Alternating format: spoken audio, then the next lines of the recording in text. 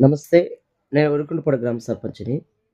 ఆహ్, నిన్న జరిగినటువంటి సంగం జాతీయ రహదారి వద్ద పెరమన గ్రామ పంచాయతీ పరిధిలో ఉన్నటువంటి ఆ ప్రాంతంలో జరిగిన ఘోర ప్రమాదాన్ని నిన్నటి నుంచి మనమందరం కూడా గమనించడం జరిగింది.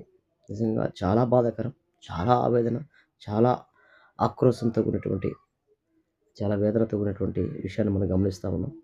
ఒకే కుటుంబానికి సంబంధించినటువంటి, అది మా పంచాయతీ పరిధిలో, మా యొక్క వరికుంటపాడు పంచాయతీలో పక్కనే 1.5 కిలోమీటర్ దూరం ఉన్నటువంటి జంగమేటపల్లి ఎస్సీ కాలనీలో ఆ కుటుంబానికి ఆ రోదన, వేదన ఎవరు తీర్చలేనిది.